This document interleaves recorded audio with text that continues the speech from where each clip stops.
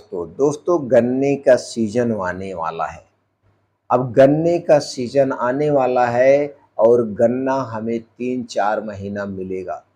अगर आप गन्ने का रस का प्रयोग या गन्ने को सही मात्रा में सही तरीके से चूसते हैं तो दोस्तों 3 से 4 महीने में आपका शरीर ताकतवर बन जाएगा। आपके शरीर में भरपूर मात्रा में एनर्जी इकट्ठा हो जाएगी और फिर पूरे आप साल तक स्वस्थ और निरोग रहेंगे। दोस्तों हमारे अपने अनुभव के आधार पर मैं बात कर रहा हूँ और आयुर्वेद भी इसे साबित करता है। अगर आप गन्ने के रस का सही मात्रा में सही तरीके से प्रयोग करते हैं तो आपके शरीर की हर एक कमजोरी को दूर कर देगा, पाचन तंत्र को स्ट्रांग बनाएगा, यूरिनरी ट्रैक इन्फेक्शंस को दूर करने में मददगार है और शरीर में भरपूर मात्रा में खून की जो कमी है उसे पूरा कर देगा, क्योंकि गन्ने के रस में भरपूर मात्रा में आयरन, कैल्शियम, मैग्नीशियम पाया जाता है।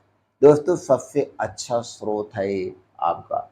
इसके अलावा आपके मुंह से संबंधित कोई बीमारी है, दांतों की कमजोरी है, उस कमजोरी को दूर करेगा। आपके गले में कोई इन्फेक्शन है उसे दूर करेगा, कब्ज को दूर करेगा, यूटीआई की प्रॉब्लम है यानी यूरिनरी ट्रैक इन्फेक्शन है उसे भी दूर करने में मददगार है गन्ने का रस। दोस्तों गन्ने का रस हमें इसी सीजन में पीना चाहिए, लेकिन लोग इस सीजन में गन्ने का रस कम पीते हैं। आप देखेंगे ठंडी के दिनों में गन्ने का जो रस बेचते हैं वो नहीं दिखाई देते हैं। जब गर्मी आती तो गर्मी के सीजन में गन्ने का रस बेचते हैं, जबकि वो गलत है।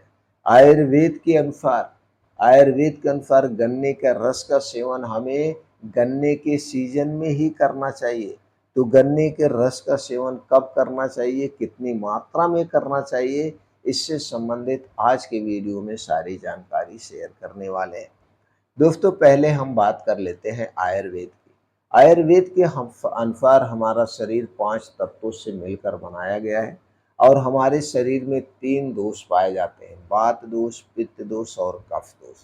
दोस्तों जब हमारे शरीर में किसी भी पोषक तत्व की कमी होती तो उस कमी के कारण हमारा शरीर बीमार होता है।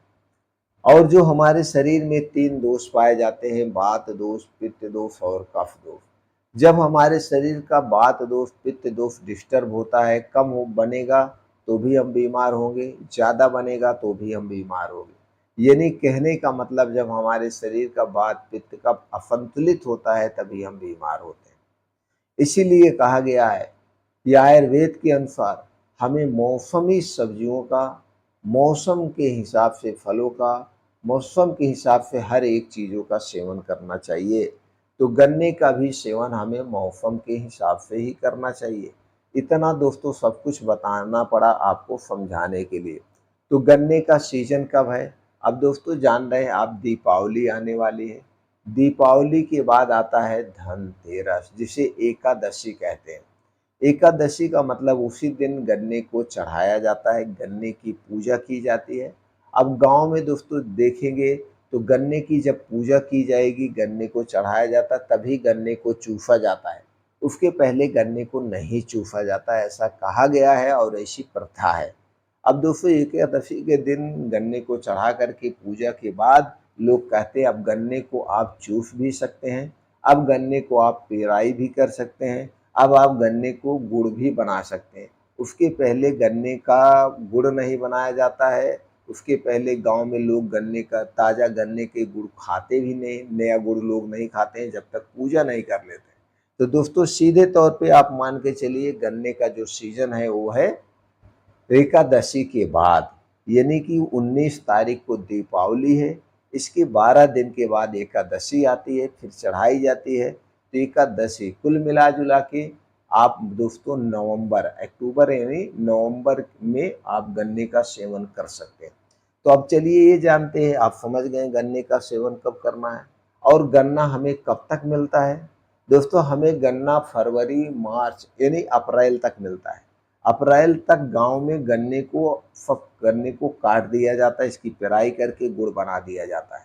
अप्रैल के बाद गांव में कोई गन्ने के नहीं रखता है, लेकिन अब क्या है, उल्टा हो गया है। लोग गन्ने को रख देते हैं वही गन्ने को रस बेचते हैं गर्मी में। गर्मी में गन्ने का रस इसलिए लोग पीते हैं, इसमें बर्फ डाल के ठंडा करते हैं, इसलिए हम पीते हैं। जबकि गन्ने का रस पीने का समय यही है, यानी कि अक्टूबर के बाद नवंबर, दिसंबर, जनवरी, फरवरी, मार्च, अप्रैल, आप 6 महीने गन्ने का सेवन करिए, आप पूरा शरीर, पूरा साल स्वस्थ और निरोग रहेंगे। तो चलिए दोस्तों, हम जानते हैं गन्ने का रस पीना फ़ायदेमंद है या गन्ने को चूसना फ़ायदेमंद है। दोस्तों, गन्ने को चूसना सबसे ज़्यादा फ़ायदेमंद है। इसे हम समझाते हैं कैसे। दोस्तों, जब आप गन्ने को चूसते हैं, तो इससे कई फ़ायदा होता है। एक तो जब आप गन्ने को चूसते हैं, तो मुँह से लार या सलाइवा निकलती है, जो रस के साथ आपके पेट में जाती है, वो पचाने में फ़ायदेमंद होती है। जब आप गन्ना चूसते हैं, तो दोस्तों आपके मुँह की एक्सरसाइज़ हो जाती है, दाँतों की एक्सरसाइज़ हो जाती है, दाँत मजबूत होते हैं और ये रस फ्लो में पॉइंट में जाता है। तो 1 गन्ना, 2 गन्ना आप चूस सकते हैं, जितना आप चूसिए, पेट भर के आप गन्ना चूस सकते हैं। लेकिन रस को पेट भर के नहीं पी सकते हैं। जब आप रस पेट भर के पीते हैं, तो आपको नुकसान पहुँचा सकता है। इससे डाइजेशन खराब हो सकता है। इसलिए गन्ने के रस को मतलब चूसने के बजाय इसे दोस्तों चबा के ऐसे खाना सबसे फ़ायदेमंद है। तो गन्ने के रस को चूसना चाहिए, पीना नहीं चाहिए। पीने, अगर आपके दाँत नहीं है, अब प्रश्न ये भी है, अगर दाँत नहीं है तब दोस्तों आप गन्ने का रस पी सकते हैं। एक दिन में कितना गन्ने का रस पी सकते हैं?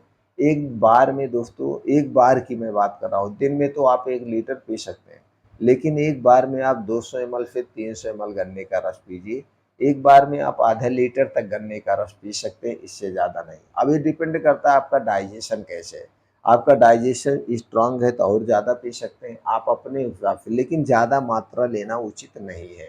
तो सबसे फ़ायदेमंद है एक लिमिट मात्रा में पीजिए।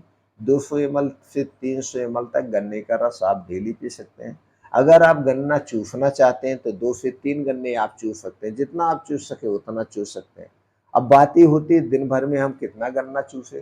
दोस्तों, ऐसे हम बात करें तो जब हम लोग छोटे-छोटे थे, अब तो गन्ना मिलता नहीं, अब तो गाँव में रहते नहीं, शहर में गन्ना मिलता नहीं, शहर में गन्ने का रस मिलता है। तो दोस्तों, हम लोग करते नहीं थे। जब हम लोग छोटे-छोटे थे तो कोई लिमिट ही नहीं था। सुबह सुबह जाते थे, गन्ना छिलने जाते थे, गन्ने को जब पेराई होती थी तो 4-5 गन्ना चूस जाते थे। दोपहर में स्कूल में गन्ना चूस जाते थे, दोपहर में जब छुट्टी होती थी किसी में से तोड़ के चूस लेते थे। शाम को जब स्कूल से आते थे तो रास्ते में किसी में से तोड़ के गन्ना चूस लेते थे। अपने घर से शाम को निकले हैं तो भी गन्ना चूस लेते थे, कोई लिमिट ही नहीं था। तो दोस्तों, अगर आप गन्ना चूस रहे हैं तो हमारे अपने हिसाब से उसकी कोई लिमिट नहीं, जितना आप चूस सकते हो उतना चूसिए।